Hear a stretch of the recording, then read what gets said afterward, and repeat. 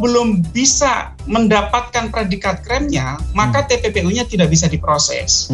Meskipun predikat krimnya tidak harus dibuktikan terlebih dahulu, misalnya dituntut terlebih dahulu di depan persidangan, tidak harus, tapi harus ada predikat krimnya. Nah, inilah yang selama ini dialami oleh aparat penegak hukum, kesulitan-kesulitan ini, ya. Misalnya KPK, sampai sekarang pun untuk RAT belum jelas bagaimana perkembangan penanganan RAT oleh KPK. Karena KPK harus mencari alat bukti apa yang menunjukkan tindak pidana yang dilakukan oleh mereka-mereka ini. Apakah tindak pidana suap, gratifikasi, atau merugikan keuangan negara. Itu harus dicari. Jadi menurut saya dua kelemahan ini kemudian menyebabkan perkara menumpuk. Nah, yang ketiga saya melihat problem peraturan perundang-undangan itu ditambah dengan tidak adanya undang-undang perampasan aset hasil kejahatan yang sebenarnya ini harus menjadi pelengkap undang-undang tindak pidana pencucian uang. Ya, kita melihat bahwa selama ini harta penyelenggara negara banyak yang tidak wajar kok.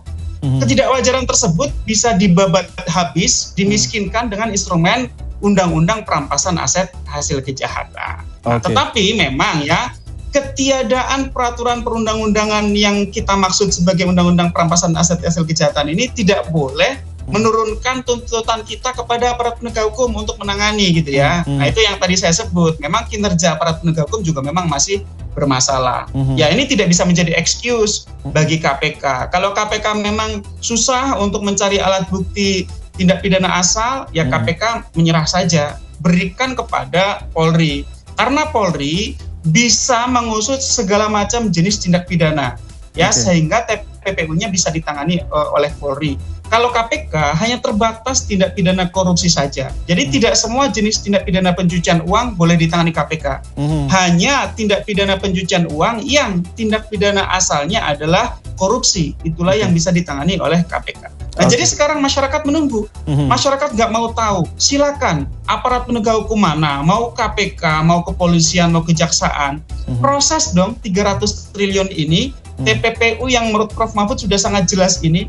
Kita tidak ingin ini hanya sekadar jadi perdebatan atau isu di media massa. Kita ingin ada para tersangka yang diajukan di depan persidangan, ya, didakwa karena melakukan tindak pidana pencucian uang. Yang selanjutnya kita ingin, ya, jumlah saldonya kita tidak tahu berapa, jumlah transaksinya 300 triliun itu bisa di-recovery untuk negara kalau memang itu semua berasal dari aset hasil tindak pidana.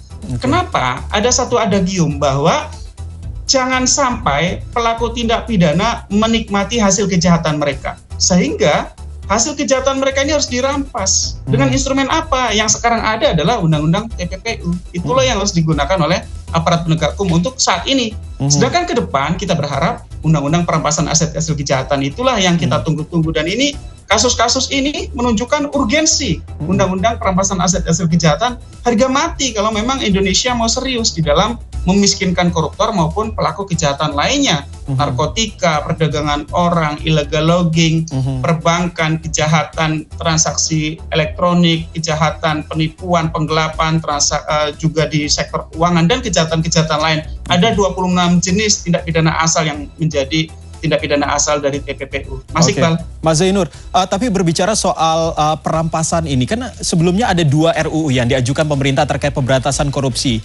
Yang seperti tadi ada RUU terkait perampasan aset, tindak pidana, lalu juga ada RUU transaksi pembatasan uang kartal, yang sebenarnya ini kalau saya tidak salah sudah digagas sejak 2012 silam.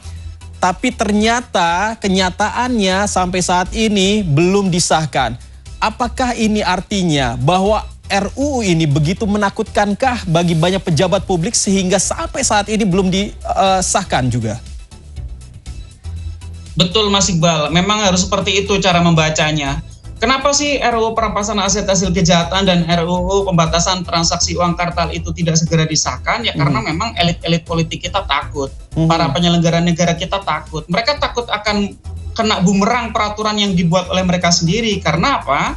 Karena nanti yang pertama, seluruh penyelenggara negara yang memiliki harta kekayaan tidak wajar harus membuktikan secara terbalik bahwa kekayaannya tersebut diperoleh dari hasil yang sah. Kalau gagal membuktikan, maka akan dirampas untuk negara. Dan ini tidak menunggu proses pidana. Ini adalah proses yang berbeda, namanya in rem.